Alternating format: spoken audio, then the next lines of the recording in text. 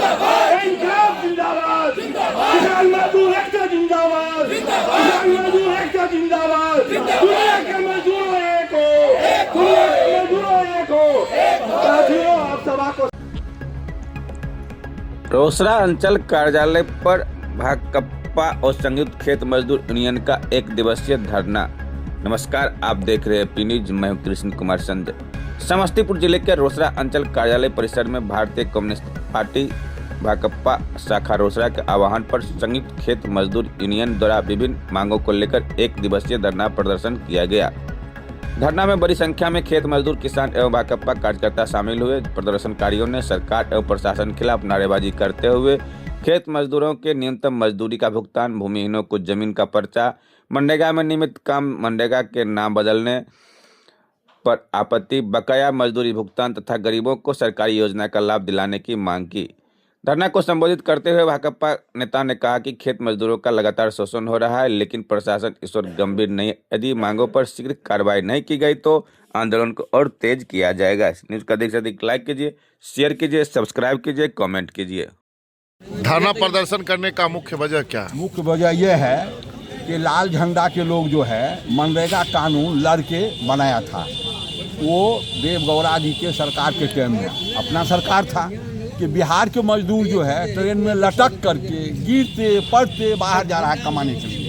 कानून बन गया था रोजगार गारंटी योजना, महात्मा गांधी रोजगार गारंटी योजना। ये पूंजीपति की सरकार है, भारतीय जनता पार्टी की सरकार, ये मजदूर विरोधी सरकार है।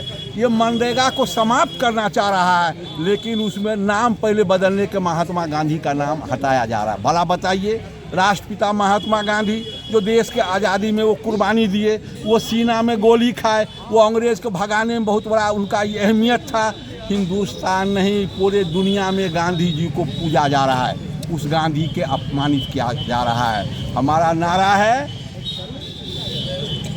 इसको हम लोग कतई बर्दाश्त नहीं करेंगे।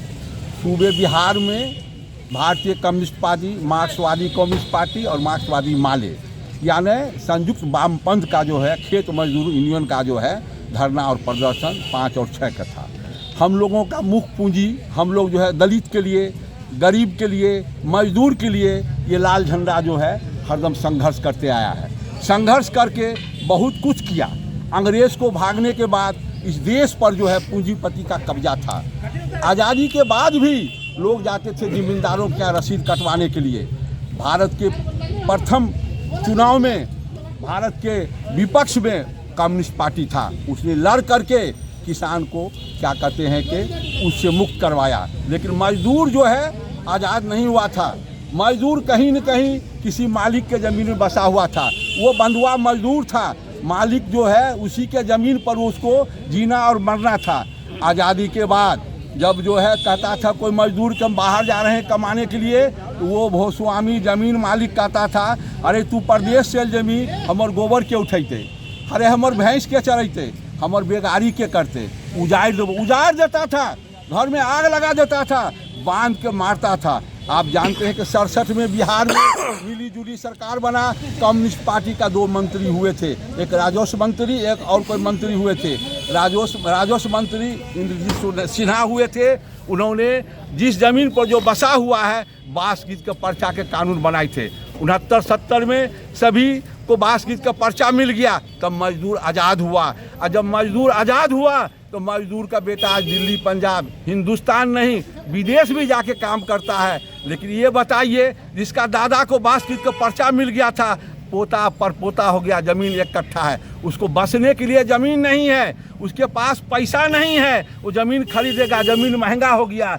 कोई सड़क किनारा में बसा हुआ है, कोई सड़क के ज़मीन में बसा हुआ है, कोई बांध पर बसा हुआ है, कोई वो जमींदार लोग जो ज़मीन चोरी हुआ था, सेलिंग से फाजिल ज़मीन, उस ज़मीन पर ये लाल झंडा ने सभी को बसाया था। ये पागल बिहार के मंत्री, उसे लगता है कि पागल हो गया है। वो सूबे बिहार में बुलडोजर चला करके गरीब को उजाड़ रहा है, गरीब को बेदखल कर रहा है। माननीय नीतीश कुमार जी कहते हैं कि हम बासहीन परिवारों को ज़मीन खरीद कर देंगे।